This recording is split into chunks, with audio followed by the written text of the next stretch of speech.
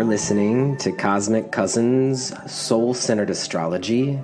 I am your host, Jeff Hinshaw. Thanks for tuning in. Cosmic Cousins is dedicated to honoring the interconnectedness of our universal family through embodied health, self-discovery, and deeper learning. And it is here to bring you back into alignment with the cosmos. So thank you for being here as always.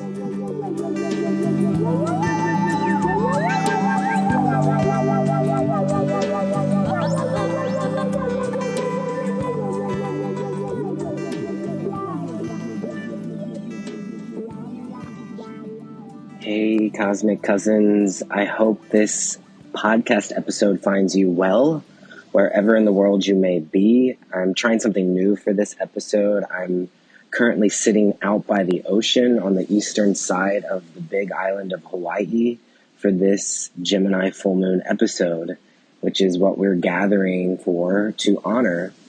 We're at the start of Sagittarius season, and we're greeted by this beautiful Gemini full moon at 4 degrees of Gemini, and it feels quite appropriate to be out in nature for this episode in a different part of the world than where I'm from. As Sagittarius, it connects us to the world at large. I find myself reflecting and meditating on many themes that are unfolding in my life and also within the collective. And I'm going to share a bit of that with you today. This Gemini full moon finds itself with a grand cross. So we're going to talk about the 4 different points of this cross on this episode. It's Sagittarius Sun with Mars in Sagittarius, the Gemini full moon across the wheel, and then forming a square to the Gemini full moon is Saturn and Pisces and Black Moon Lilith in Virgo. We can talk about how we might feel that in our own personal life, also how we might be feeling it more collectively. But I'd like to just first start out by welcoming you to the podcast. If you're new here, we always have 3 phrases that we connect in with. These phrases are here to help guide you with the energy of the archetype that the full moon is in. So Gemini full moon, I think, I write, I exchange. I think, I write, I exchange. You could pull a tarot card for each of these phrases. If you do, you could post it online on Instagram and tag me in it, and I'll reshare it. I always love to see what you are also connecting in with as an anchor point for you. You could also use these as launching pads for deeper exploration in your own life, and particularly on this full moon, Gemini is the writer.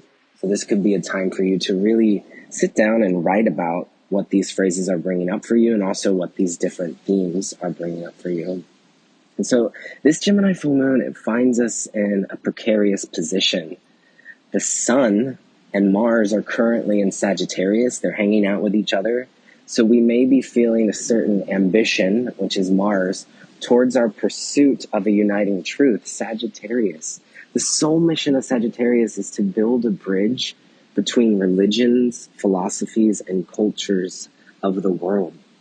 Sagittarius brings us a love of freedom and travel. It orients us towards a big picture. And then the Gemini full moon, it spotlights relationships in our life, particularly those of a kindred nature. So I'm thinking of all of my dear friends who feel like twins to me on this full moon, and you might bring them into the forefront of your mind as well. So there's a sense of adventure in the air with Sagittarius. There's a need to share with another. This is Gemini. And this could bring up excitement as new ideas and possibilities are exchanged. However, there is this grand cross that's being formed. Saturn and Pisces is square this full moon. This brings a sober outlook. This slows us down. This gives us a wide and contemplative sense of responsibility into question, into the bigger spiritual themes unfolding in your life. And then Black Moon Lilith is in Virgo, in opposition to Saturn and also square to this full moon. And Black Moon Lilith brings in themes of intergenerational healing, honoring the grief of our ancestors, power dynamics, even sexuality into the mix.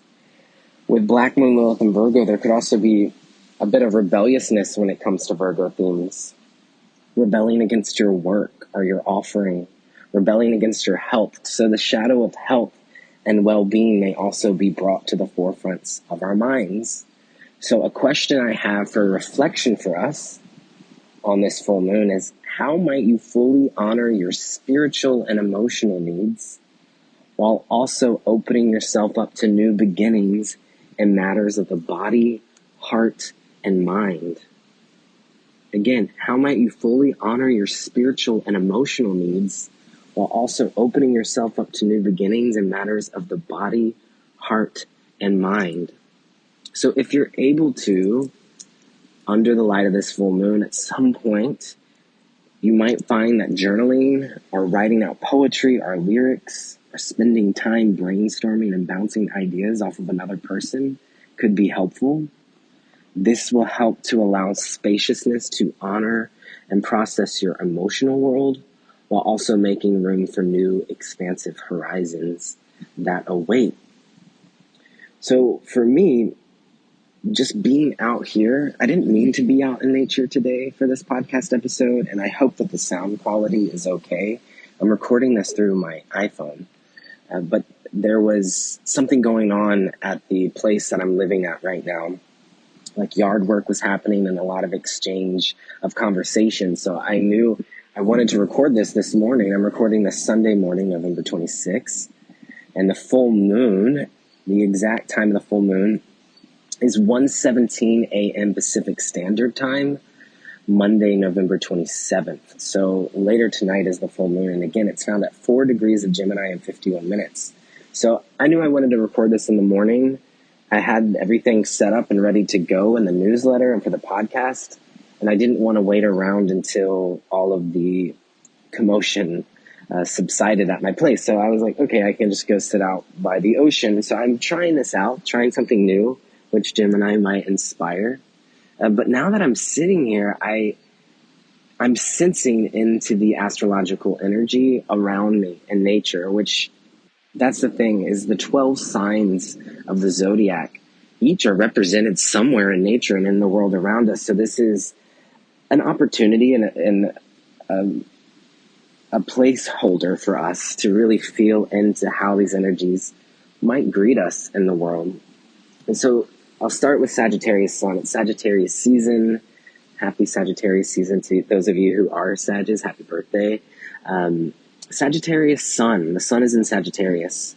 And beyond Sagittarius being connected to the world at large, which, yes, I'm in a different place than where I grew up. I'm on the big island of Hawaii. So I'm already connecting to the world in a more vast moment here for me. But what I'm feeling into is how Sagittarius' esoteric ruling planet is the Earth. Sagittarius is traditionally ruled by Jupiter, but from an esoteric standpoint, Sagittarius is connected to the Earth. And I think this is really something kind of special about Sagittarius to meditate on. If you are Sag or any of your Sag placements, what would it mean for Sagittarius to look to the Earth as a ruling planet? Many Sagittariuses might find themselves connected to themes of environmentalism, to Earth-based religions, Earth-based philosophies, and also to the great outdoors. The Gemini full moon. So I met 2 friends this week. Friends. Gemini is very much connected to our friends. I went to this gay men's Buddhist meditation group, which is actually quite Sagittarian, a meditation group. But at the end of the circle, since it's a holiday week, there was pumpkin pie being served. And so it became a bit of a social. And I met 2 new friends at this group. They were both traveling here to Hawaii this week because they don't celebrate Thanksgiving, and neither do I. And so one of these people is from a different part of the world. They're from Mexico. The other person that I met is from India. And so I offered to take them on an adventure. But meeting people from another part of the world is how I'm experiencing the Sagittarius-Gemini polarity. Sagittarius, the world at large. Gemini, meeting 2 people who reflect back to me many common interests and who were also very much kindred spirits to me this is how I experienced Gemini. So we went on an adventure, and actually I took them to this very point that I am recording this episode now. So I'm just thinking about and reflecting on the expansive journey that I'm on right now, and also the friends that I'm meeting along the way. But then there's also these two other energies. We said Saturn is in Pisces right now, square to this full moon. Black moon Lilith is in Virgo, also square to this moon. So Black moon Lilith in Virgo, Lilith is about honoring intergenerational trauma. It's connected to ancestral healing. Being in the sign of Virgo, it does bring us situated somewhere in relationship to honoring of nature, our bodies, health, the earth. So I'm honoring the nature that's around me. I'm honoring the coconut fronds on the lava cliffs over there that I see. I'm honoring the pine trees that I'm sitting underneath. But more than that, Lilith, right, brings in this connection to the native spirits of the land here. The honoring of grief. And when it's Sagittarius season, it's the whole planet. So honoring the grief of the planet. I'm honoring the grief in the Middle East, the children in Gaza. I'm honoring the Jewish community, my own family trauma. So all of this is starting to feel vast and big, which is Saturn and Pisces across from Black moon Lilith and Virgo. Saturn and Pisces taking responsibility for the collective's emotions.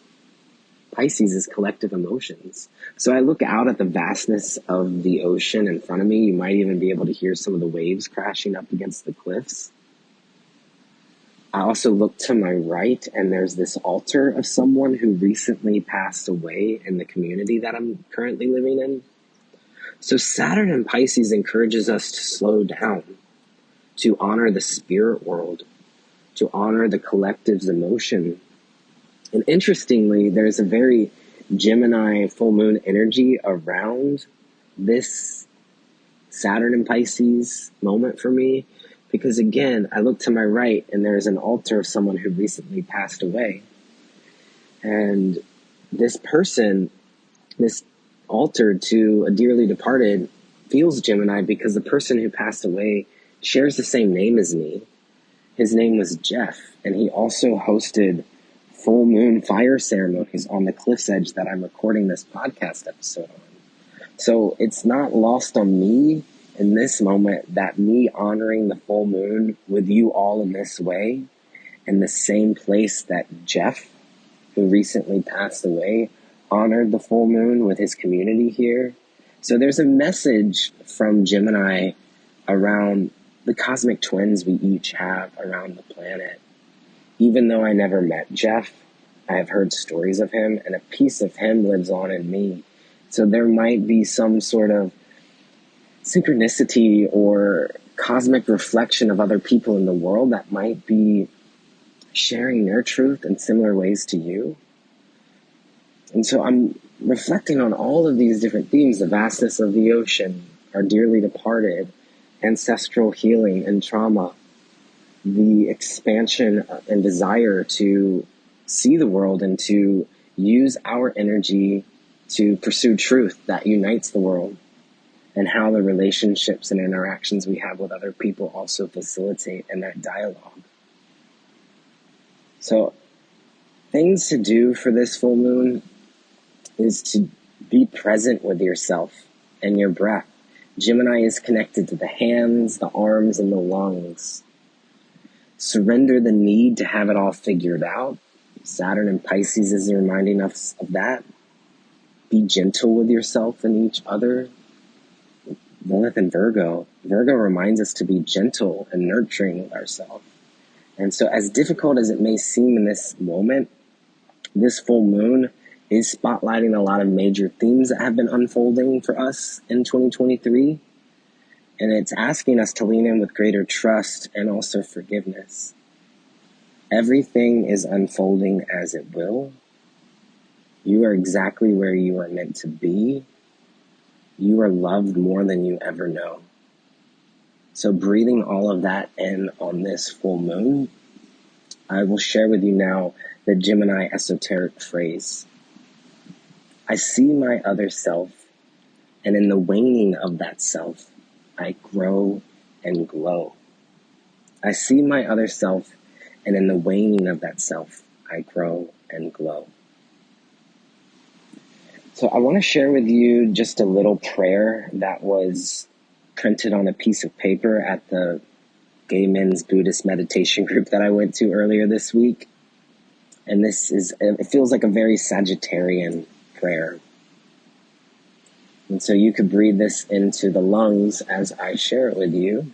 And you could also write it down and do a call and response with it if you feel called. It's a simple prayer. May all beings be happy, content, and fulfilled. May all beings be healed and whole. May all be protected from harm and free from fear. May all beings enjoy inner peace and ease. May all be awakened, liberated, and free. May there be peace in this world and throughout the entire universe. So this Gemini full moon is ruled by Mercury, currently in Sagittarius, at the beginning of its pre-retrograde shadow. That's right, we're getting ready for a Mercury retrograde. And just the day before this full moon, Mercury entered its pre-retrograde shadow, which I've also been hearing people referred to as retro shade. So communication is up for review over the next 2 months. Communication is up for review, revision. It's not just communication. Mercury also connects us to travel, particularly short-term travel, but Mercury's in Sagittarius, which orients us to the world at large, to the big picture. And Mercury will travel between the signs of Sagittarius and Capricorn, so it's also bringing in themes of the government, foundations, establishments, your public appearance. So here is a list of important dates for this Mercury retrograde. November 25th, Mercury enters its pre-retrograde shadow at 22 degrees of Sagittarius. On December 1st, Mercury enters Capricorn. And then on December 12th, which happens to be right there by the Sagittarius new moon, this is the day that Mercury stations retrograde. December 12th, Mercury stations retrograde at 8 degrees of Capricorn. Then on December 22nd, which is the winter solstice, the sun enters Capricorn, or summer solstice if you're on the southern hemisphere. So actually, it's easier to say the Capricorn solstice. On December 22nd, the sun and Mercury align in the sky, which is called Mercury cazimi, and that's 0 degrees of Capricorn. So that's an important date to remember with this Mercury retrograde cycle. Then on December 23rd, Mercury re-enters Sagittarius. Then on January 1st, Happy New Year, Mercury stations direct at 22 degrees of Sagittarius. On January 12th, Mercury re-enters Capricorn. And then finally, on January 20th, Mercury clears its shadow. And that also happens to be the day that Aquarius season begins. So this Mercury retrograde, if we're including the shadow phase, which sometimes can be a more potent time in my own life and with people I see, students and clients, the shadow phase is a review.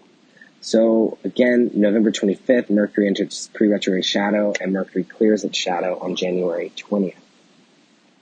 So this Mercury retrograde is also including the Galactic Center, which is a very cosmic point. So I want to connect in with the Galactic Center. But this is reminding me of a special announcement that I have, which is connected to the Cosmic Cousins Astro Oracle deck, which is available for order only until December 1st. So if you're listening to this when the full moon is happening and you would like to get your hands on this limited edition of the Cosmic Cousins Astro Oracle, you can order it this week. There's a link in the show notes. But essentially, I've been working on this Astro Oracle. It's been created out of the desire to communicate astrological concepts in a magical, futuristic, mind-expanding, and user-friendly way. And the intention of this set of cards is to compile my astrology teachings and practices into a succinct deck of cards and they've been designed specifically to help activate and awaken a deeper connection to your astrology practice through an esoteric, soul-centered, somatic, queer, body-positive, all-inclusive, and non-binary lens. This Oracle deck has 78 cards total, plus 3 bonus cards, and spoiler alert, one of the bonus cards is the Galactic Center. So there's cards for the planets and asteroids, for the 12 zodiac queens, the 12 houses, and many more. So please, if you'd like to check that out, do so this week. I will be releasing a second edition sometime in 2024, but this is a limited edition that's coming out.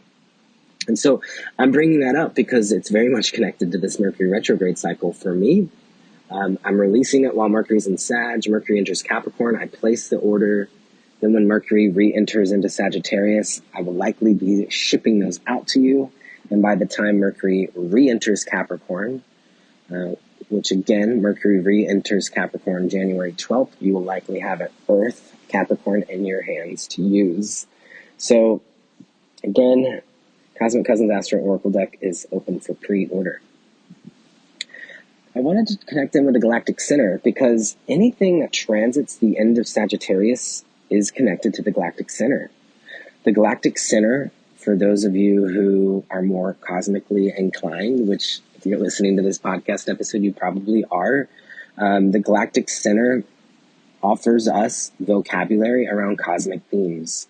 The Galactic Center is the center of our galaxy. It's currently at 27 degrees of Sagittarius, and it's connected to themes such as cosmic interconnectedness, any vast universal themes, cosmic interconnectedness, source vibration, transpersonal consciousness, intergalactic healing, and more.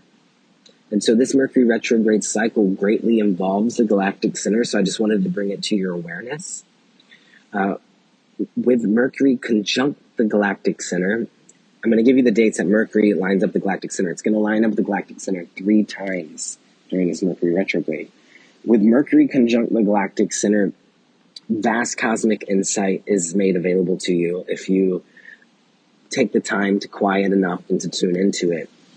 So mind-expanding new offerings and visions will be available to you. So November 28th, this is the first time that Mercury is conjunct the Galactic Center, which is really, right around this Gemini full moon. So again, November 28th, Mercury conjunct the Galactic Center. This is part 1. Then on December 25th, which is Christmas Day, if you honor that time of year as Christmas, but it's just a good place marker. December 25th, Mercury retrograde is conjunct the Galactic Center. And so this is part 2, and this is just the day before the Cancer full moon. And then on January 12th, Mercury conjuncts the Galactic Center for part 3, and this is around the Capricorn new moon. And then later in the day, Mercury will enter Capricorn. But essentially, November 28th, December 25th, and January 12th, Mercury is conjunct the Galactic Center. We also have other planets and luminaries in Sagittarius. So again, whenever anything passes 27 degrees of Sagittarius, it joins with the Galactic Center. And so on December 19th, the Sun is conjunct the Galactic Center. On December 31st, New Year's Eve, Mars is in Sagittarius conjunct the Galactic Center. Then, as we head into Aquarius season, January 20th, first day of Aquarius season, Venus in Sagittarius joins with the Galactic Center. And then on January 30th, Ceres, the asteroid, conjuncts the Galactic Center. And so this is the next 2 months. There's a lot of cosmic energy available to us, and I wanted to share that with you as you are a cosmic cousin. So, yes, I'm wishing for you an illuminating Gemini full moon.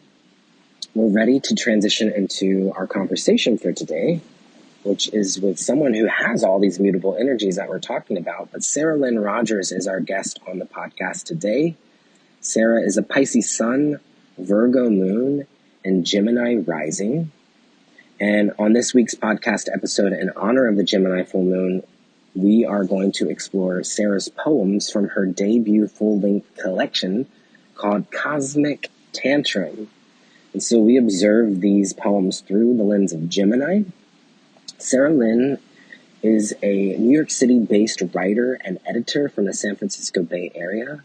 Sarah works as a developmental and copy editor for her business, which is called Pages LLC, which is guided by her philosophy of curiosity-led editing. There's links in the show notes if you'd like to learn more about Sarah Lyn Rogers. But at this time, let's transition into this conversation now.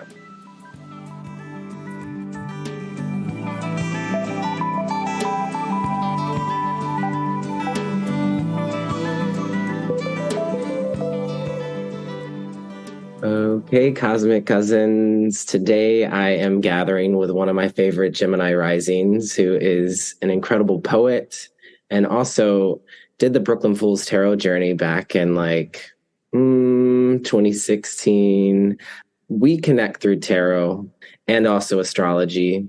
Welcome to the show, Sarah Lyn Rogers. You are the first person ever to book an astrology reading with me. Did you know that?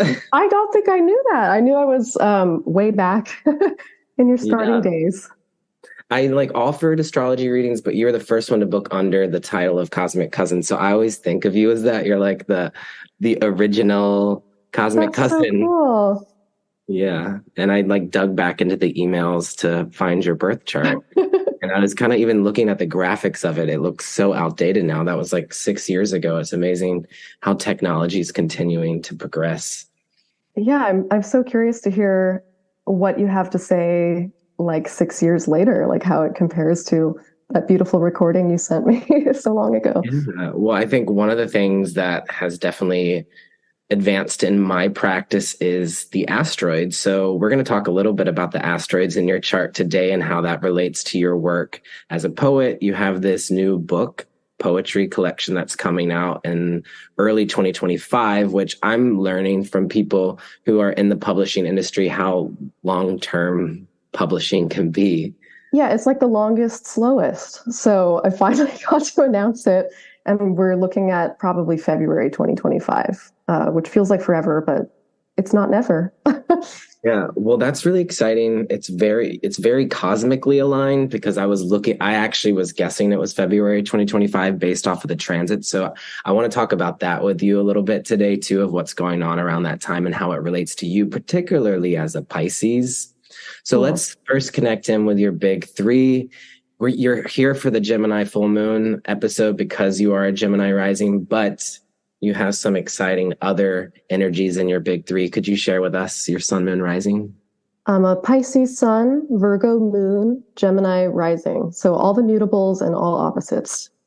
Right. Mutable magic. It's you get this polar energy of Pisces sun with Virgo moon, but then the Gemini rising is inherently about duality and polarity. So it further creates dialogue around the polarity between the sun and the moon.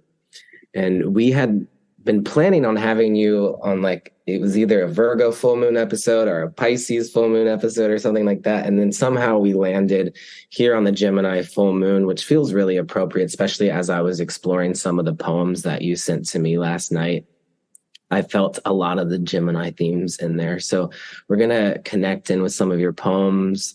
I think that we hope that you'll read them out loud to us. Yeah, of course. And we'll also explore a bit of the tarot too, because you are interested in the tarot. So how does the tarot intersect with your work as a poet and also astrology? Yeah. Is this an open-ended question or this is an answer it now? Yeah. No, I would love to know how do, and even ritual, you've written about ritual. You have this beautiful newsletter that you send out. I think that is in tandem with it's oh yeah. I was tying it to the Wheel of the Year and I have fallen off the wagon a bit this year, but I intend to get back on it. It's called Curiosity and Ritual. Mm-hmm. But yeah, tarot makes little cameos in my work because it informs so much of how I think. I'm always thinking about narratives and the different roles we play for ourselves and for others. And also the different milestones and thresholds we pass through. It feels, I really appreciate tarot as a system for being this is an established story that we all go through, and maybe it's a zigzag pattern and has some back and forth, but like you recognize when you're in a Tower moment, you recognize when you're in a Four of Wands moment, and you can, it's like you're not experiencing a bunch of unnameable, uncategorizable, overwhelming feelings if you can like picture the image they go with and like what step they are in the process. I find that really grounding. Yeah. Is there a particular tarot card that you feel might embody your process as a writer? Oh, I have, this seems so silly, but I have the crescent moon from the Two of Wands tattooed on the back of my neck. Or from the two of Swords? Oh, sorry. Yeah, Two of Swords. Yeah. Right. It's a card I love and I say it wrong. I have a lot of thoughts flowing through my mind at the same time. There's something about, I love the blindfold over the face. I love the sitting in the water. It's like there's all these sensory experiences and you have to sort of turn away from them and look inside to be able to hear what's happening there. I don't really I don't plan a lot of my writing. A lot of it is like, I'll hear a line while I'm taking a shower or walking my dog or something like that. And then most of the writing happens in the background. It's percolating while I'm doing other things. I take a lot of iPhone notes. I take a lot of like journal scribbles. And then like there reaches a point where I feel like, okay, it's coming now. And then I'll sit down and write it. So I feel like that feels very Two of Swords for my process. Definitely. Even as you were describing it at one point, you closed your eyes, which usually the figure on the Two of Swords is blindfolded. Yeah. And I would even encourage the listeners to get the Two of Swords out as a anchor for when we're exploring your poetry. I actually do think that was one of the cards that intuitively popped up for me too, that you went there too. And another way that we might see this reflected is something I'm particularly interested in the moment is the etymology of names. And for you, I think it's such a conscious choice for you to include, I don't know if it's your middle name or your first name is like two names, because Sarah Lyn, but when I see the name Lyn, that's my mother's middle name. So I already know like how Lyn translates, and the translation that I love of Lyn is of the lake. And so I have never looked that up. So I'm thinking of the Two of Swords, right? It's like sitting by the calm lake. But I looked up your whole name because I was just interested. But the translation for Sarah that I liked was noble woman. Ooh, I like that. So it's noble woman of the lake. And then Rogers, R-O is like bright, or famous, or renown, and Gers is spear. So it's noble woman of the lake with a renowned spear, which is literally like the two of swords. That's so cool. Thank you. Yeah. I kind of geek out about names sometimes, and I look at them when giving readings to people to see what it might highlight in their birth chart or how it might connect us to the tarot. So yes, noble woman of the lake with a renowned spear. And here we are, Two of Swords. So cool. Cosmic Tantrum is the name of your book that's coming out in early 2025. I'm obsessed with that title. You can probably imagine so, just as someone that is cosmic. But I love this word tantrum and this juxtaposition between these two words. Could you maybe tell us a little bit about what inspired you to write a book of poetry with this title?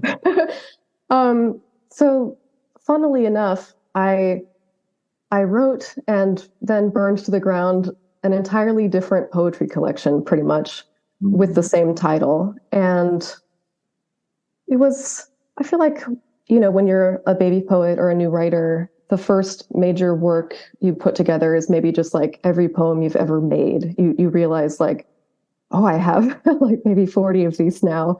And do they all talk to each other? And what are they saying? And that was the initial excitement. And I think the title came after several other titles, and it came out of sort of came in response to a reading I'd had with my psychic Chrissy Tolley, who is wonderful. But it was at a time in my life when I had this sort of terrible Devil Wears Prada job, and I was in despair and pretty mad on the inside about it. And Chrissy sort of described me like, your anger about this is so big, like bigger than just this one experience. Like almost like you're like mad at God for this life experience. And that felt really shocking to hear. But the more I thought about it, the more I was like, yeah, this is not about this one thing. It's about having lived this template of experience in lots of different ways over my life, like ways in which I feel conscripted into my own powerlessness, or like the ways that I used as a tool by more powerful people around me because I have fewer resources. And it wasn't until later that I realized, like, I think the anger was about recognizing that I'm complicit in those stories about, only having worth if I'm useful to other people, right? So this is like, these are big realizations. This was my Saturn return.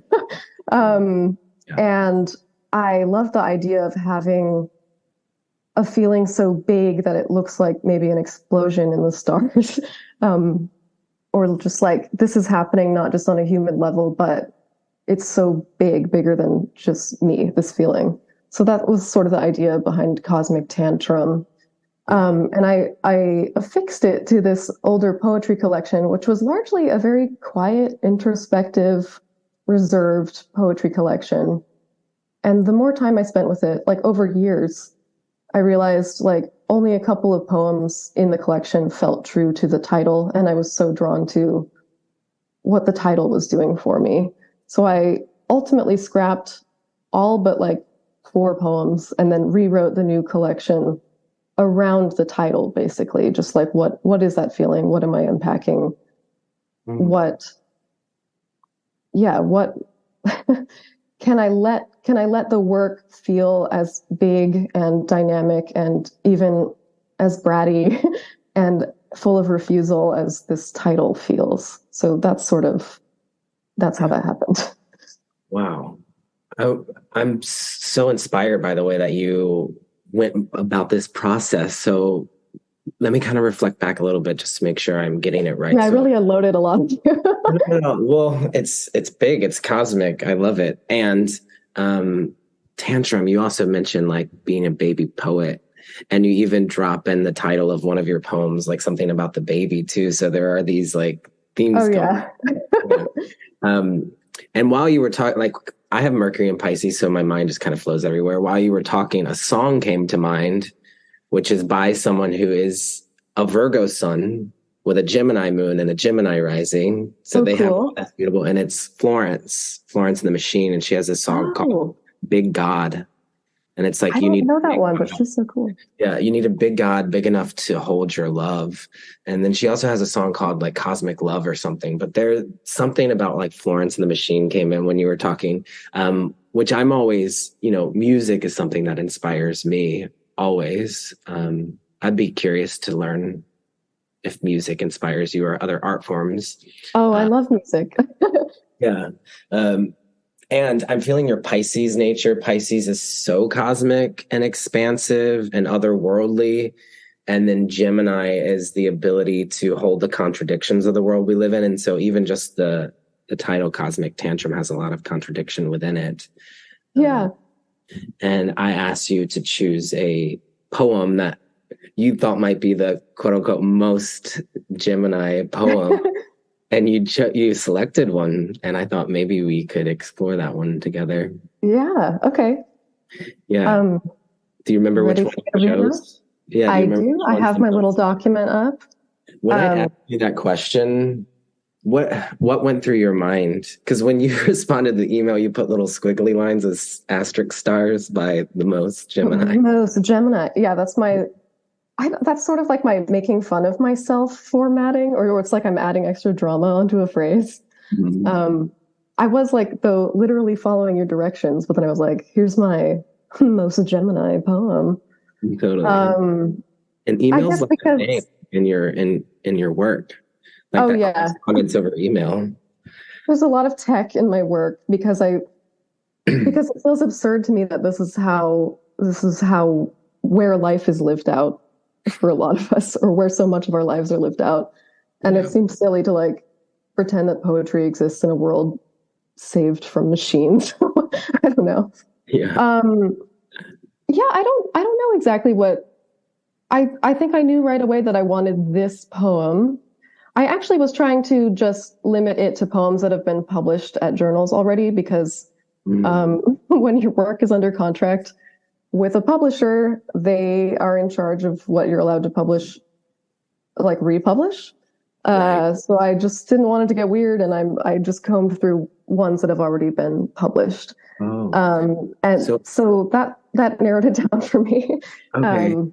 So is this poem that we're about to read, is this part of Cosmic Tantrum, or is this something separate? Yes. So all these poems that I assembled for you are in the collection, but individually they've been published at journals, or one is from my little digital microchap. So yeah, it's cool. They get to live little lives elsewhere and then be reborn as part of a larger work. But yeah, this just felt like the right one. I think partly because it's about sending communications back and forth, and, it feels very air to me. And then also I have this angel in here who, she's not just I, but she's I. This is from, it's from Angels in America. It's a little nod to that play. Okay. Yeah, I liked, she's not just one perspective, she's multiple perspectives. That attracts me as a Gemini rising, I guess. Yes.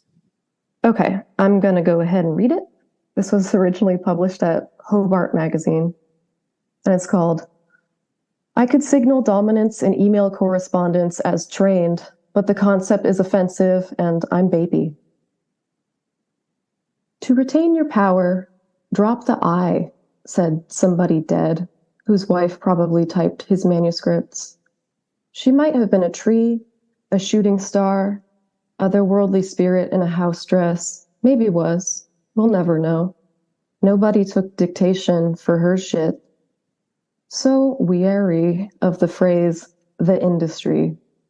I, the angel speaks herself.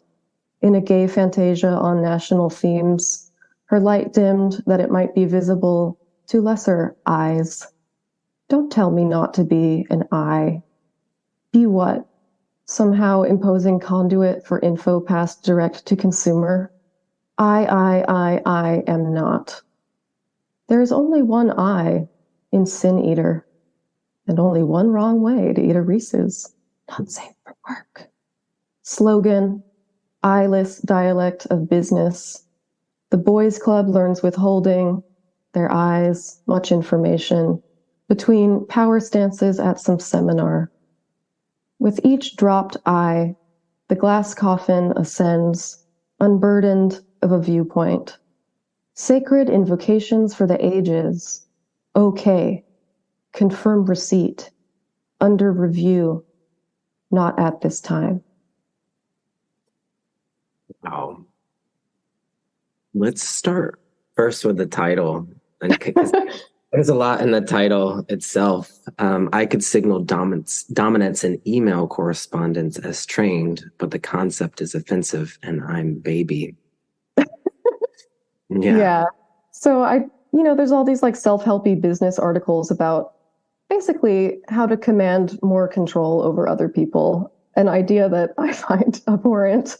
But one of the suggestions is to not filter anything you write through your own perspective, to just say like, this is due at this time.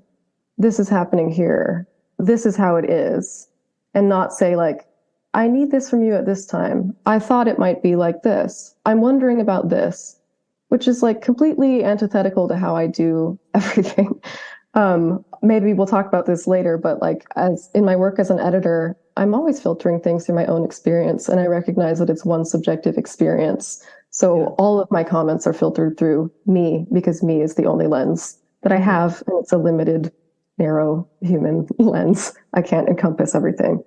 So this is just me being a brat about that idea.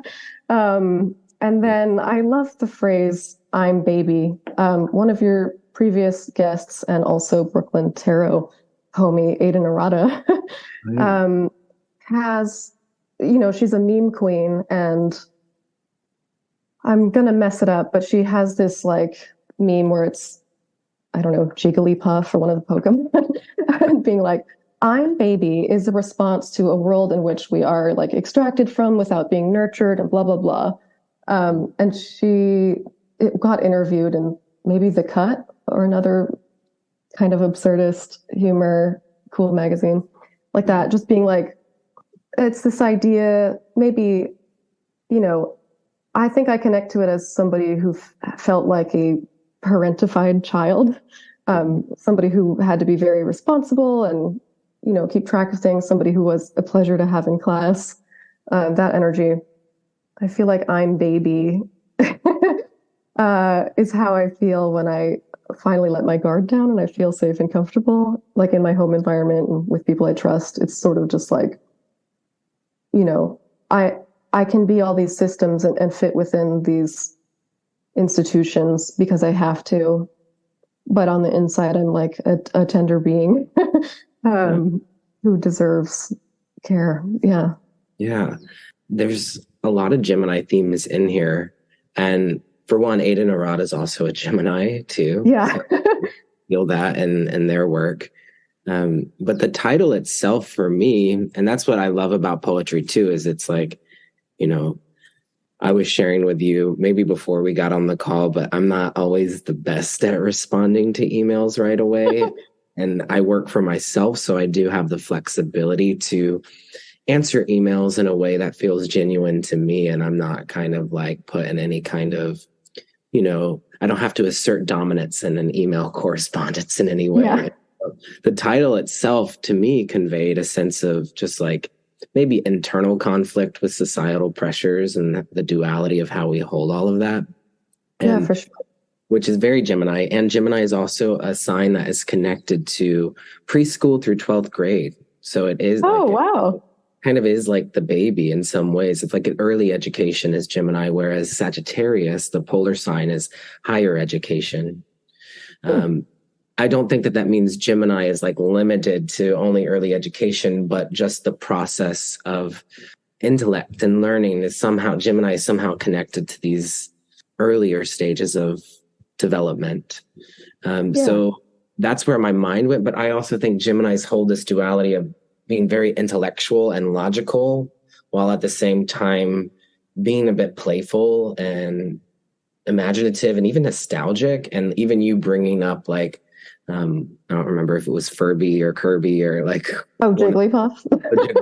Jigglypuff. Like even that, like extracting images from childhood that evoke a certain idea or meaning feels very Gemini to me as well. Yeah. So it's kind of highlighting some of these Gemini things, but the rejection of dominance and the willingness to navigate communication in a non-offensive manner, I think aligns with the Gemini archetype. Gemini is inherently seeking harmony and balance in relationships. We usually put that on Libra, but I do think Gemini wants to foster an environment of mutual understanding where people have the ability to speak for themselves and respond in a way that feels genuine. One of the cards in the tarot that's associated with Gemini is the Lovers, which is about fostering some sort of harmony in relationship. And the Lovers usually has an angel on it too, which is also interesting in the context of the angel that comes in this poem. And Gemini as an air sign is connected to angels, and also Gemini is considered a divine messenger too. So as I bring in some of these themes like the Lovers card and the angel, does it bring anything up for you? in context to this poem or just your experience as a Gemini rising? I mean, that's so cool. It all feels so aligned the way that you describe it, but it seems like you could like reverse engineer it and be like, the Lover's card is the card that this poem was written for. It wasn't, but maybe in my mind somewhere, that was sort of the archetype I was tuning into. Another card came up for me too, though, which was the Star card. And I think the mention of the wife being a tree, a shooting star, otherworldly spirit, and a house dress. I did go to the Star card, but there was this idea, like it felt ethereal, and there was an unseen nature of her existence. Yeah. Which for me was hinting at some sort of potential brilliance and power that may have been overlooked. Or it made me even think about like traditional gender norms and how throughout history, women haven't been, always given the recognition that they deserve. Yeah. I mean, one thing I was thinking about while writing this poem is that there's a long history of famous male authors thanking their wives for typing their whole book. And like the wives are usually the first readers, first editors. They give feedback. They maybe helped make crucial decisions that determined the outcome for the book. But they often are not even named in the acknowledgments. It's just like, thank you to my wife who took dictation. So yeah, I'm definitely thinking about like the fact that all of us have the capacity to be really transcendent if we're given the space or we resist the pressure, if we're given the space to do it, or if we resist the pressure to make ourselves really small in service for other people's goals. Yeah, I like what you're saying about gender roles, because like to my mind, I'm always thinking about woman as a social role that other people are enforcing. Like regardless of what I or anybody feels like we are on the inside, like I was raised in a particular way and I was sculpted in a particular way because, people have expectations for what woman archetype means. You're a helper. You'll put, yourself aside to like make the machine go. I think that's really what I'm pushing against in this poem. And then also, this is in there a little bit, but not so consciously. The angel in Angels in America is a genderless being. She presents as female to the person she appears to, but she is like a many-gendered, infinite-gendered, impossible to comprehend being. So something's happening that she's in this poem as a sort of like foil to the dictation woman. Totally, yeah. And a lot of this is still coming back to that lover's imagery of, the traditional image is like a man and a woman across from each other, and then the angels up above, which we can think of in this case as the angel transcending gender roles. But that card inherently does bring up dialogue around gender. So it's interesting that that's coming up here. And you do reference the boys club, I believe. Yeah. So like the industry, and so there is, their power stances and like power dynamics are coming into play. And the dropping of each I, in some ways, it feels liberating beyond like gender to me. One of the images that comes forward for me right now is the glass coffin. Mm-hmm. Yeah. And it's ascending, not descending. Like I think of coffins as like going down, but it's ascending. Yeah. Yeah. So, could you speak a little bit to that glass coffin? Sure. This poem was also partly inspired by a male boss I had who did all of the corporate culture things that I hated and got rewarded for them. So are you familiar with the term the glass elevator? I've heard of the glass ceiling. Yeah, so for women, there's this idea that there's a glass ceiling. You can rise only to a certain amount. You can't see the top of, where you can rise to because it's see-through, it's clear glass. But when you get to the top of it, you can go no further. Yes. There's a counterpart for for men called the glass elevator, which is like this idea that you are likelier to be given promotions just because you're considered to be competent because you're a man. Like people believe you have a certain level of competence, and it's good and right that you should continue to be promoted forever. So I was thinking about this idea of the glass elevator, but I wanted it to sort of feel like its own little prison, because, you know, it's also not good to get pushed into something before you're actually ready to experience it. And that's its own sort of like death, I guess. Like if you are very afraid of being caught not knowing how to do your job, you're going to be maybe very closed and standoffish, and there won't be any opportunity for real engagement with anybody around you anymore. Yeah, that was. I don't write a lot of metaphors as a poet. I know that's kind of how, that's one of the main vehicles that poetry runs on. But this was just like an image that came to me where it was like, oh, I could conflate these two ideas into one new worse thing. Yeah. Yeah. And choosing coffin over elevator, it does evoke a certain kind of limitation or confinement, or maybe even a, you know, something within you is dying, whether it's your own values or your own morals, or, you know, there's a lot in there. And that's something that I do love about poetry, is that each person that reads this will have their own experience of your words. And I think something that's also interesting about poetry is that it, you know, is maybe a little different than other art forms, is that we can share your work through a podcast. Yeah. And in some ways, because we can hear it, and in some ways, poetry is meant to be held and seen, like the form of it. So yeah, the actual form of the poetry is harder to convey over a podcast conversation. And even the last part of the poem, I just want to connect in with, because unless you're reading it, you might not fully get, unless you're like really immersed in like email corporate world or something, you might not fully get that these are different phrases that someone might use in an email correspondence. They seem to me to be references to like common business phrases, and might even highlight the impersonal and dehumanizing nature of communication in certain contexts. So maybe first, I'd love to know if I'm getting that right. And second, maybe we'll reread that last part again with quotes. Yeah. No, that's exactly right. The idea was like like a single word email is like, I feel like one of the rudest things you could send to somebody, and that they're so impersonal just drives me crazy.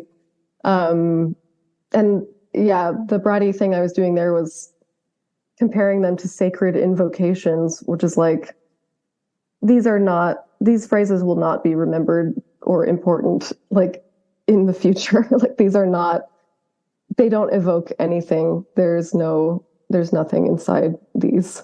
Yeah. Yeah. So sacred invocations for the ages. Okay. Confirm receipt, under review, not at this time. Yeah. Those are 4 separate emails. Yeah. So you use the word bratty, which kind of goes back to maybe even this concept of baby. When you say bratty, is that a word you would use to describe your work? It is a word I have consciously moved towards in crafting my work. So it's something like, kind of one of the ideas of this collection is that one of the many things flowing into this collection is this idea that when I was a kid, I was terrified of being a brat, or like that somebody would perceive me that way, and that it was very important to be good. And I think that people who are very concerned with what everyone thinks about them are some of the easiest people to exploit. And so I was rethinking, you know, who determines what's good, whether you're being good, if your behavior is good. And Like, have you ever had this experience where somebody's like, you know, maybe you're being a little brat right now, and then you're able to flip your mind around it and think like, yes, I am. And I don't have a problem with that. So I feel like people who know me in my day-to-day life would never describe me as bratty. But I think of bratty as almost like a guiding light for individuating. Like, if you have your refusal and you can do some things on your own terms, and being called that doesn't bother you, you have a lot of power that you didn't have before. Yeah. And I think it kind of combines, close attention to what the wanted behavior is. Like, on the one hand, you have to know very clearly what's expected to be able to be bratty in response.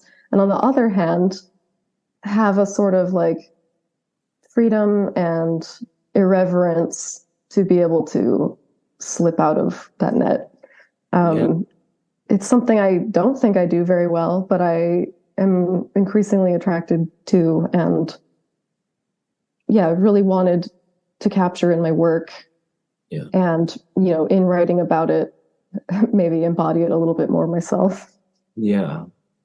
And it's almost as if it's like bratty for like a higher purpose, which is making me think of cosmic tantrum. Like, it's beyond the self.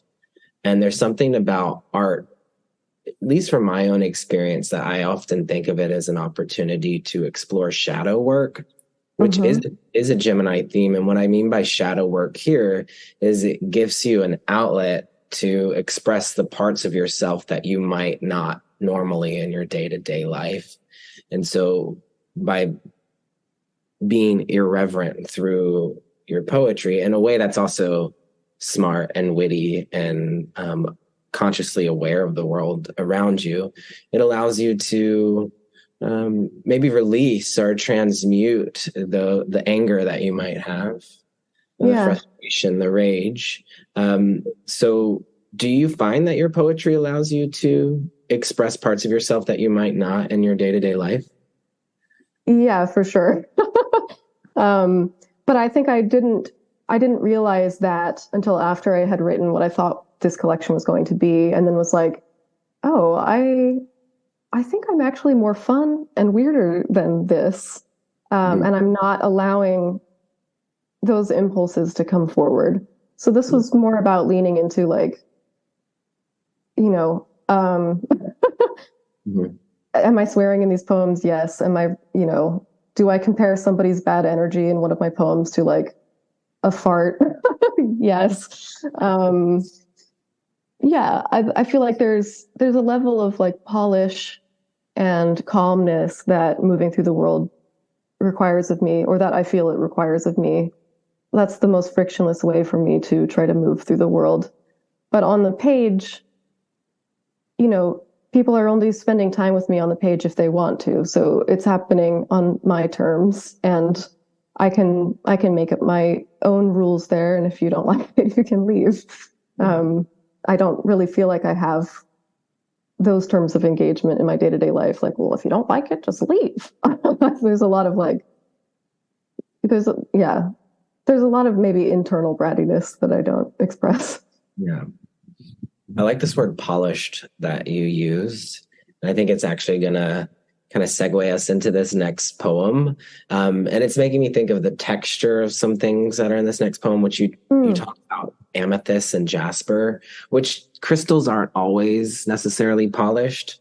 But when I was reading this poem, I was actually picturing more polished crystals, and I have a polished crystal with me right now in my hands, which has both amethyst and jasper in it. It's this like really interesting. Ooh, is that labradorite?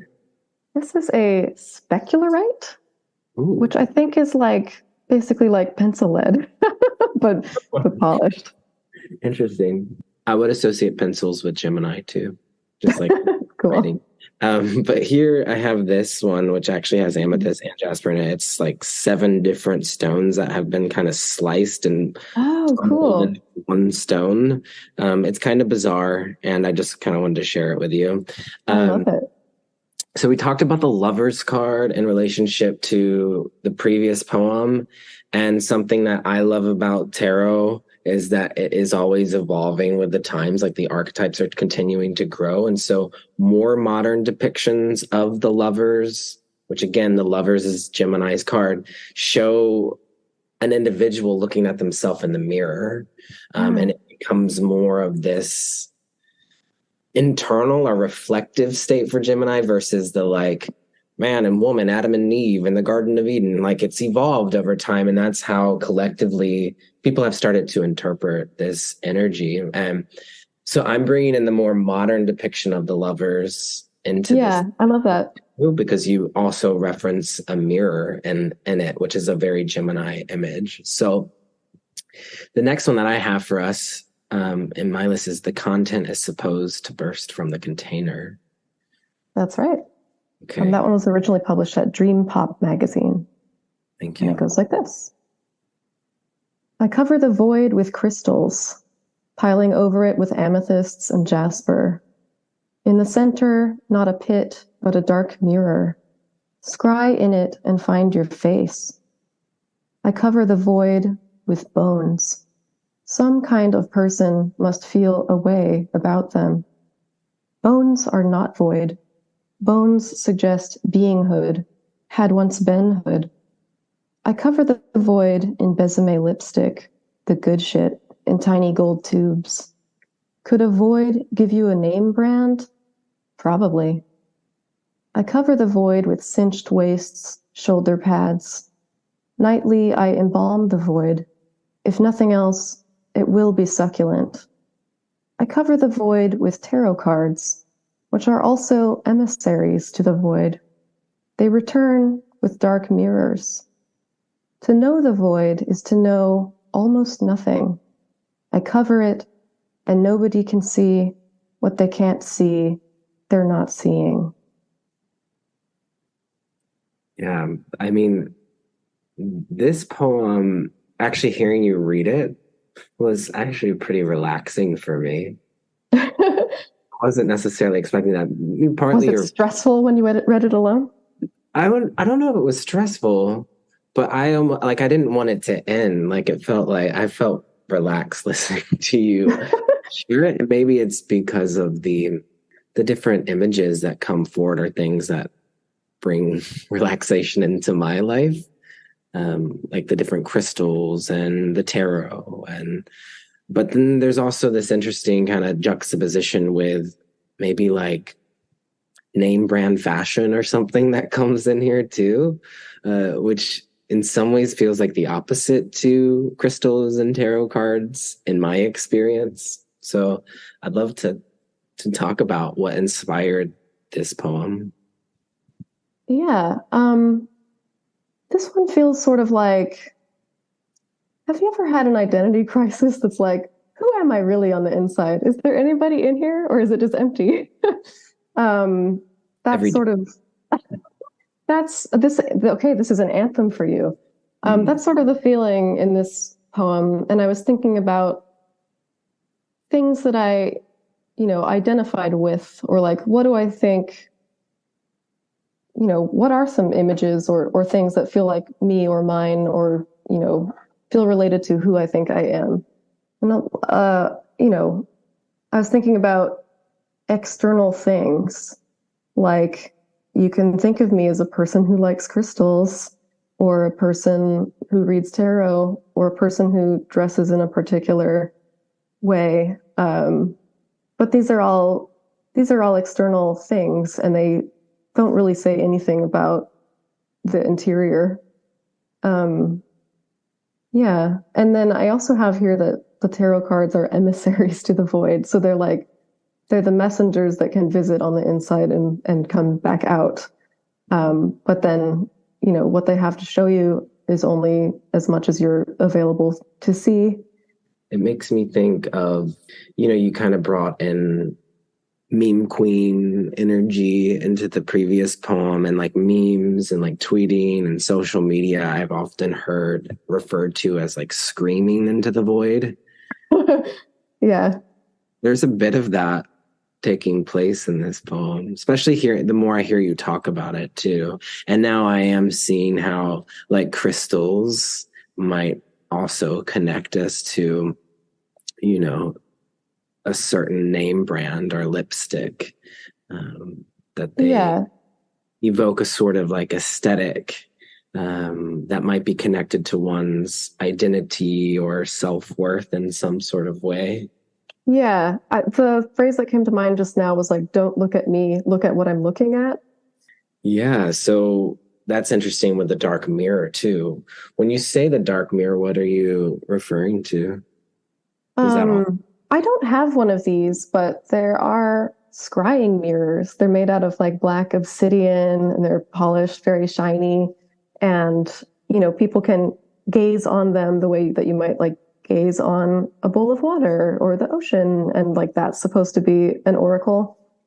But yeah, I think here I'm kind of conflating the idea of like, I'm looking to this surface for more information, but maybe it's not, you know, it's either just showing me my own face. That's all the information I have access to, or it's not actually a mirror at all. It's a whole, it's like a confession, but it's also not a confession.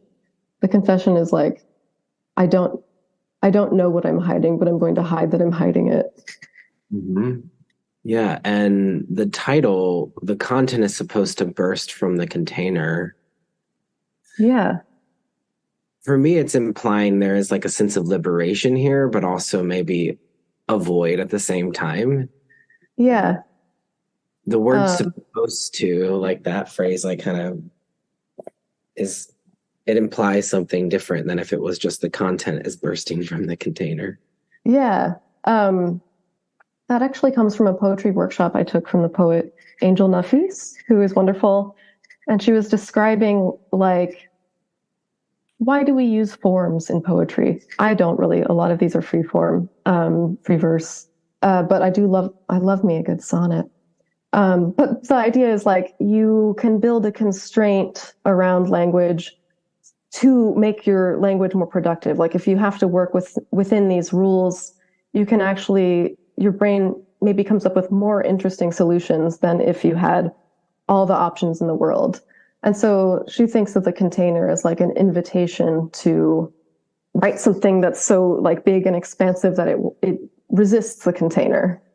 And I think in writing this poem, I was thinking about how my body is a container, and I wish that whatever is in it was, you know, so vibrant and, you know, multifaceted and alive that it doesn't all fit in here. It's not hideable. And that right now, or at time of writing, that didn't feel true. Yeah. So I'm noticing a theme here about like the limitations of what is expected and versus how you authentically want to express yourself. I think that's true in both poems. Yeah. That's a beautiful way to put it. And I think it carries on into the next one. We have two more poems to connect in with during our time together. And so let's explore this next one. Cool. This one, an art gallery solicited this one from me. It's called Scomento Zurigo in Zurich. And they had an exhibition called Sing Along. And I wrote this in response to the art. It was Ken Kagami and Anders Dickers. I will double check that when I'm not live chatting with you. We can link to it or something. It's called this one in the email.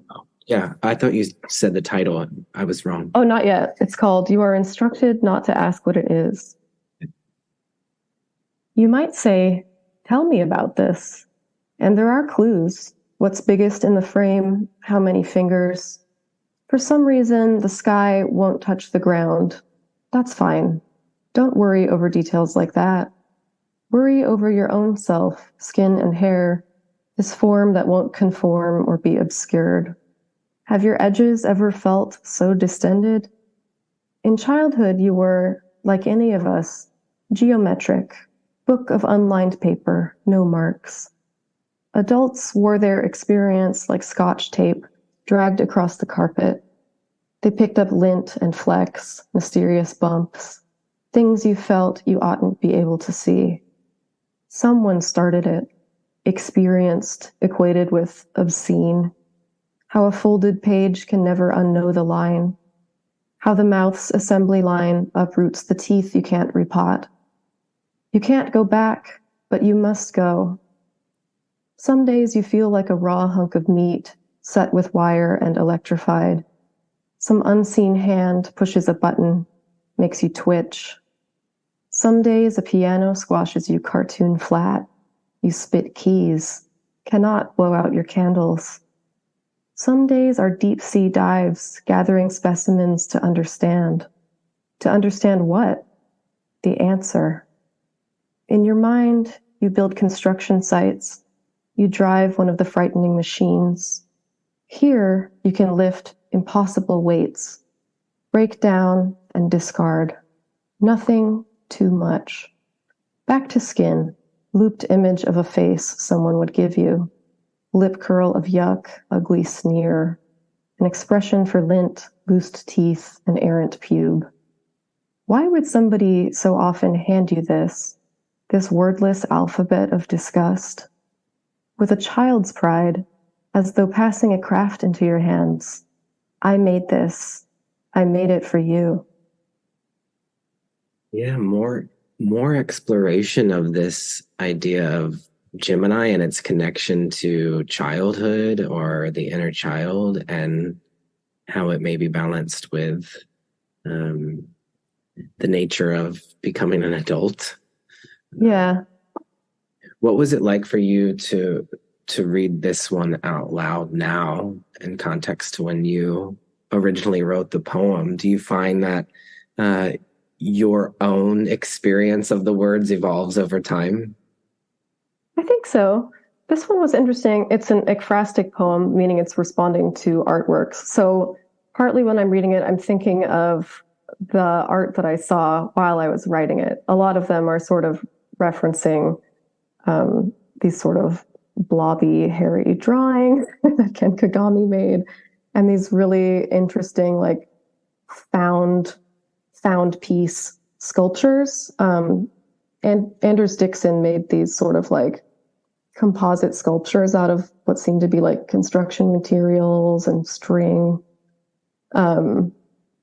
Yeah, but you know, there's the material that I was looking at, which, you know, gave me physical details to respond to. And then there's this, like, the other half of the story is like my internal, like, experience, what these things remind me of. And like, not all of that stuff makes it onto the page. And I found that kind of liberating, that I felt like I could evoke a feeling just with the images and less with narrative.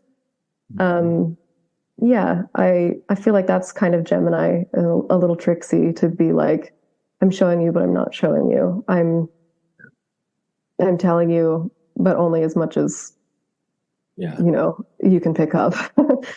Yeah.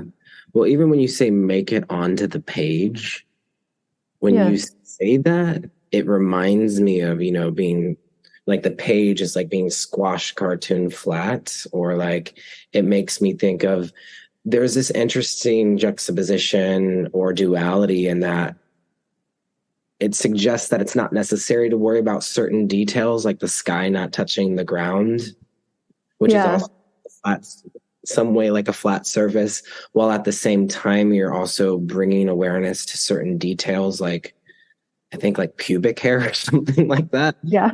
It's like this like little weird details that are brought to attention, while at the same time there's like a broadness to like the horizon line. So my mind kind of went to these expansive places, but then they like flat places. So it just kind of evoked a certain breaking free through a threshold, but being in this human body. This is kind of what it's bringing up for me now. But I wonder if that was even on purpose, like this kind of broad-minded, detail-oriented. I'm thinking of Pisces versus Virgo here. Yeah. Well, sort of. Okay, so the top of the poem, well, the title and the first couple of stanzas were like my reaction to this art was I can't always tell what these things are, and yet a lot of them remind me of like children's drawings. And one thing I've heard before is that it's more productive not to ask kids what the drawings are. Like, what is this supposed to be? That's a limiting question. It's not an expanding question. And it's a question that could invite defensiveness. Like, why can't you tell? Like, it's supposed to be this. Like, it's obviously a rabbit or whatever. And that it's funny to me, and I like this idea that you would talk to kids about their art the way that you might critique a piece of abstract art, where you're like, you're talking about like the actual physical elements of it. Like, what are the colors? Where is the paint applied? What are the physical, tangible qualities that we can talk about together? But then there's also like how it makes you feel, or, how the artist felt making it. These are the like parts you can't see, but that you can still discuss without being like, but what is it? So yeah, another thing that I feel like is common in kids' drawings is that, and I definitely remember doing this as a kid myself, you color in the sky just at the top of the page, and then there's usually like a blank space in between, and then there's grass at the bottom. I definitely remember doing this way. So it's like, there's this observation, like, okay, blue at the top, green at the bottom. But then even the maker might miss, like, the sky stretches all the way. It's just behind the grass. It doesn't stop. I feel like it's interesting to me that even when we think we're like drawing things from observation, we're not necessarily seeing them as they are. Which is another thing I'm interested in my work, in my poetry and in my editing work, I guess. Like, this idea that like, here's what I'm seeing. I'm not sure if it's the same thing that you were seeing. And here's my evidence.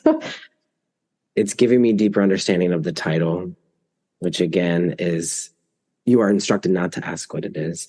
And this image of like looking at an adult's artwork, but it reminding you of like a child's like scribbles or something. This feels so Gemini to me, because Gemini is about early education and just like childhood wonder and how we hold that complexity with our adult experience. Two other songs came to mind that are both from Geminis. One of them is Stevie Nicks, who was named Queen of Gemini by the Cosmic Cousins community.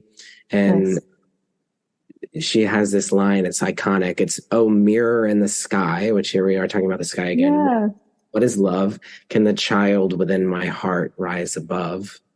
And Geminis are often bringing awareness to the sky and also to children in their work. And the other one is my favorite of all time, Gemini rising, who's Regina Spektor.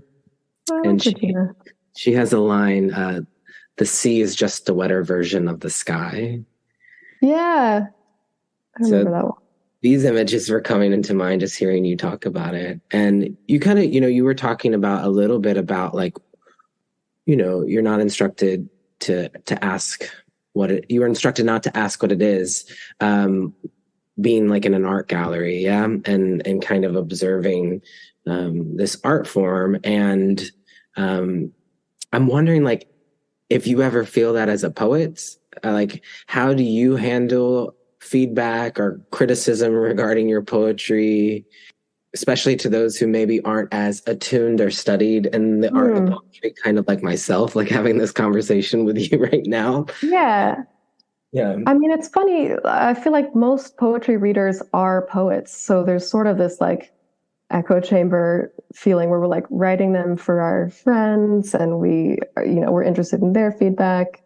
I think it's really cool when non-poets engage with poetry, because there's not this sense of like, oh, I see what you're messing with or arguing against here. Like, you are, you broke a sonnet open and you decided to do this. Like, if another person doesn't necessarily have access or background to be like, oh, I see that really cool thing you did, you have to think about, like, what else is in this poem for just anyone to be able to engage with and enjoy. So I feel like, sorry, your question was, what do I do with feedback? Yeah, how do you do feedback or criticism with your poetry? And do you? I don't get a lot of feedback on my poetry. Like, mostly I write these as a hermit in isolation, and then I might read them. There's this great organization called Brooklyn Poets, where they have like open mic nights and workshops and things. And I might, read one at an open mic night, and people will say that it was cool or they liked it or whatever. But it's not really like a let me give you feedback situation. I don't really have like a dedicated like poetry reader or editor. It's really just me across time. Like, I work on my stuff and then I put it away for a while, and then when enough time passes, I can read it as though it's somebody else's and be pretty dispassionately like, this doesn't belong here. Like, this part needs to go. This part doesn't mean anything. Like, I need to cut this down. And then I did just do a round of edits with my editor, Marissa Siegel at Northwestern University Press / Curbstone Books.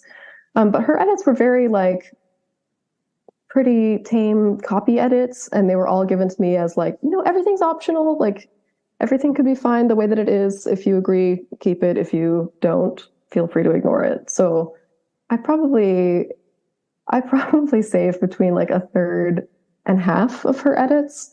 But like, I know my work well enough to be like, no, this is not what this is how I want it, and it's going to stay like that. Yeah. But like, it's not hubris, because I am also completely willing to be like, I'm going to delete the entire poetry collection and start over. Like, I already did that once. A bit of maybe like tower card moment, just like complete destroy. Yeah. Which is also, the tower has come up some in your work of just like being a little bit subversive or wanting to break free from the constraints of society or societal norms. So we're getting close to the end of our time together, and I'd like us to hear one more poem before we close out our time together. So we do have one more for us to enjoy. Cool. This is one of the older poems that made it. The first line comes from a book I was reading about hypnosis called Transformations. It's like from the 80s, and it's amazing. And this poem was previously published in my little chapbook, Autocorrect Suggests Tithe. It's called Nothing Trance. The dog is not chasing the cat. Nothing eats what you don't leave at the feet of trees in woods you visit in dreams. Some say the inner child does not exist, though you've made her in your mind the way you must first make all things you later negate. So no dog, no cat, no problem, as you sit there traveling to a filled hole in your memory, feeling the temperature of that placeless place's air against your skin. And as the sensations and figures take shape, you begin to experience deep relaxation, remembering every word you never said, the exact feel of unspoken statements. Reach for them. Remember how they pressed their weightless weight. Nothing has matter. Nothing matters. You will wake feeling so heavy, full but empty. It was sort of like being hypnotized a little bit. It uses a little bit of neuro-linguistic programming, which is a type of hypnosis. It's kind of riffing on the ideas presented in the book, which are that the less specific you are when you're trying to, help somebody enter a trance state for hypnosis, the more the person is bringing their own experience into it. They're like making all the material in their own mind. So you would never be like, if you're telling somebody to imagine that they're like sitting on a beach and they feel water, you'd never be like, and the water is so cold. Because if in the person's mind they were like, oh, it's like a warm, tranquil, sunny summer thing, then you've like taken them out of their their little dream.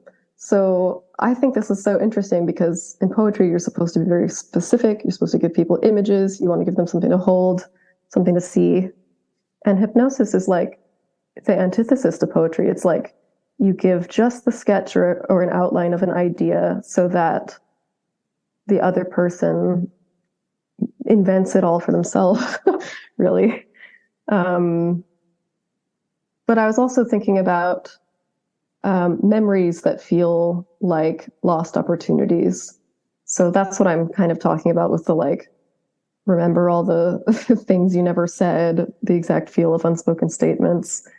And this idea that you could maybe hypnotize your way into having had a different outcome in an experience that didn't go the way that you wanted. Like you can imagine what that would have been like, and maybe the feeling you derive from the imagining is good enough to help you move on. Yeah, some might call that delusion. Yeah. Yeah. That's what's so fascinating about hypnosis. Like, I don't know that I agree with all this stuff, but one of the arguments made in the book was like, well, if your goal is to no longer be furious with the person you're divorced from, and you could just enter a trance state and access not being furious anymore, even if the person never apologizes to you and you never resolve anything, does it feel worth, like, would you want that? Like, what if you don't have to untangle everything? What if you could have the outcome without the messy process? I don't know, but I thought that was a really interesting idea. Yeah, almost being like devoid of like your true feelings through this kind of washing over. Yeah. Reality. What if we could do that when responding to emails too? Some sort of trance. Yeah, that would be such a superpower. Yeah. Was there a particular significance to the order in which we heard the poems today? I started with the most Gemini one, and then I feel like this Nothing Trance one is the most open-ended. And it felt, like it doesn't quite fit among the others, but it could be a little send-off. So I wanted that one to be the end. And then, I don't know. I think this is the two in the middle, I think, are just in the order in which they appear in my collection. Yeah. Yeah, I've definitely felt Pisces come through quite strongly in Nothing Trance too, of even just the way it flows on the page. And you are a Pisces sun in the 10th house with Mercury in Pisces and also Vesta in Pisces. And I wanted to share this with you, which will be a nice way for us to transition into talking about when your book is published and how people might be able to receive your collection of poetry. Yeah. Essentially, when we look at your chart, and so I'm just going to share the screen with you, those listening won't be able to see this, but yeah, you have Sun in Pisces in the 10th house, which 10th house is the house of public appearance and career. And so having Pisces in the 10th house, Pisces is connected to poetry and art and music and dance. So it does put you in a very like prominent public place as someone who is creating something Piscean. So it's very supportive for you as a poet, and just being a Gemini rising too, which is a writer, a communicator, someone sharing messages. But what's interesting is if we toggle forward to February of 2025, which I have here, Saturn is in Pisces right now. And it will be at the exact same degree as your sun in Pisces. So your sun in Pisces at 19 degrees and Saturn will be in Pisces at 19 degrees.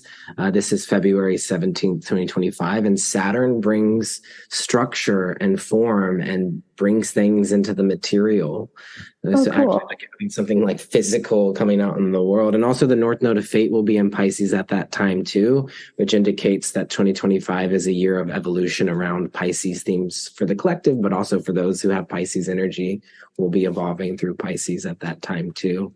So yeah, this is reminding me I have Mercury in Pisces just like you, and with Saturn in Pisces, I'm bringing structure to my Piscean gifts. I just released an Astro Oracle deck today, which feels Congrats. like my manifestation of Saturn being in Pisces over this 3-year time period.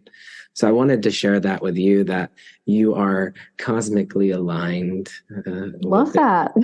Thank you.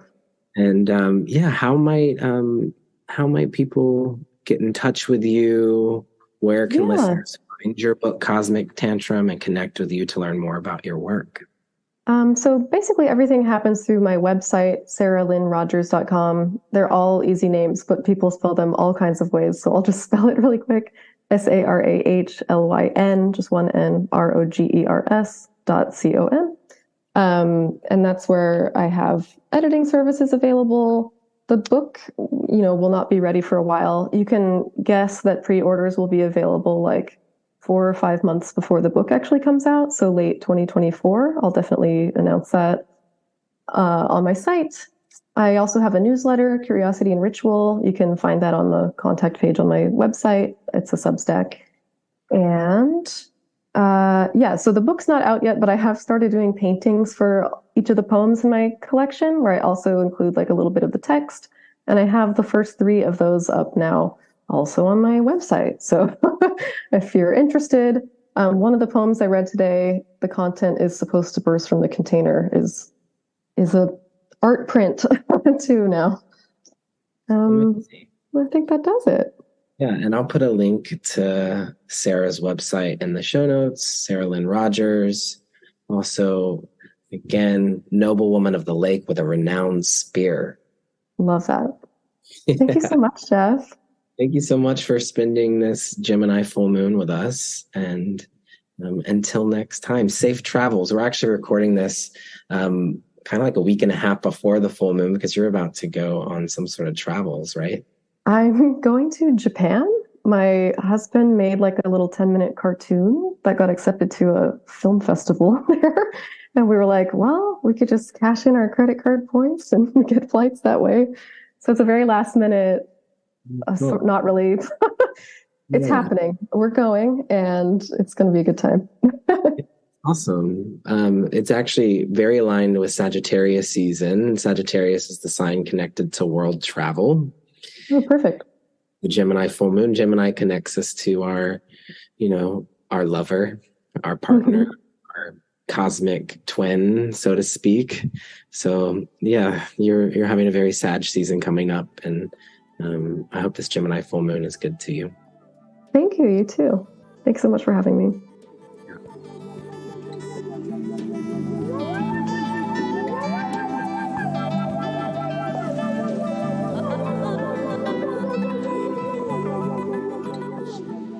Thank you again, Sarah Lyn Rogers, for joining us on the podcast this week. It was an honor to get to connect with you in this way.